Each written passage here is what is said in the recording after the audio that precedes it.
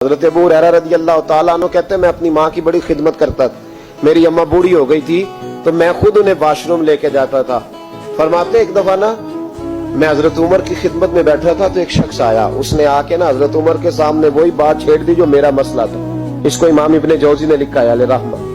कहते वो कहने लगा हुजूर एक बात पूछनी है जनाब अमीरुल मोमिनीन रज़ी अल्लाह ताला अन्हु। फरमाने लगे पूछो। कहने लगा हुजूर मेरी अम्मा बड़ी ज़ईफ और बूढ़ी हो गई है, मुझे आवाज देती है बेटे दौड़ के आना, मैंने पेशाब करना है। मैं दौड़ के जाता हूँ, माँ को उठाता हूँ, मेदा कमजोर है, बुढ़ापा है, तो मैं बाथरूम तक जाता नहीं, अम्मा पहले मेरे ऊपर पेशाब कर देती है। हुजूर जब मैं छोटा था मैं अम्मा पे पेशाब करता था, अब अम्मा मेरे ऊपर करती है, हक तो अदा हो गया ना। वही काम जो मैं अम्मा के साथ करता था अम्मा मेरे साथ करती है। तो कहते हजरत उमर मुस्कुराए, फरमाने लगे नहीं दोस्त कोई हक अदा नहीं हुआ। कहने लगा हुजूर कैसे नहीं हुआ, मैं वही सारी ड्यूटी कर रहा हूं। कहते पहले उमर मुस्कुरा रहे थे, अब फारूक आजम की आंखों में आंसू आए। फरमाने लगे तेरी और तेरी माँ की सोच में बड़ा फर्क है और इस्लाम में दारो मदार नियतों और इरादों पे है।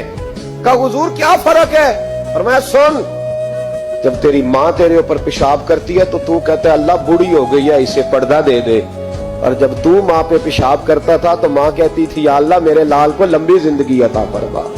फरमाया तेरा और तेरी माँ की सोच में तू तो पर्दे की दुआएं मांगता है कि अल्लाह बड़ी बूढ़ी हो गई अब तो बाथरूम नहीं जा सकती, इसे संभाल ले। फरमाया ये फर्क है, माँ ने भी कभी दुआ मांगी थी। जब उस शख्स ने ये सुना तो घुटनों के बल जमीन पे बैठ गया। कहने लगा हुजूर आप सही कह रहे हैं, आप ठीक कह रहे हैं, मैं तो पर्दे की दुआएं मांगता हूँ। यहाँ माँ बाप बूढ़े हो जाए ना, 15 बच्चे भी संभालने वाले हो तो ड्यूटियां लगती हैं। कहते चल दिन को मैं 2 घंटे हॉस्पिटल रह लूंगा, रात जरा मेरे लिए मुश्किल है, रात को तू आ जाना। कहता नहीं नहीं मेरे तो बच्चे छोटे हैं, तू आ जाना। माँ ने तो नहीं कहा था कि चौथे को मैं कैसे संभालूं, छठे की मैं किस तरह फिक्र करूं। कभी ऐसा हुआ है कि छठा बच्चा पैदा हुआ हो और पहले की माँ ने कपड़े ना बदले हो, 5वें बच्चे को रोटी दी हो और पहले को भूल गई हो?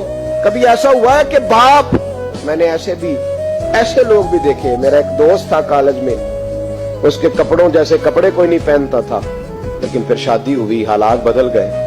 तो एक दिन मैंने उसे कहा मियां तेरा क्या हाल हो? कहने लगे छोड़ो दौर गुजर गया है, तुम्हें पता है आमदन थोड़ी है, खर्चे ज्यादा हैं, तो बीवी से कहता हूँ कि बच्चों को बना ले, हमारी खैर है। बाप ने तो जवानी तुझे दे दी, उसने तो जवानी तेरे नाम कर दी, कुछ नहीं अपने लिए रखा, और तेरा टाइम आया है तो तू अब्बे से हिसाब करता फिरता है कि अब्बा जी पिछले महीने भी 5000 दिया था, आप पैसों का करते क्या है? वो पिछले 4000 दिया था वो किधर? अब्बा से हिसाब पूछता है।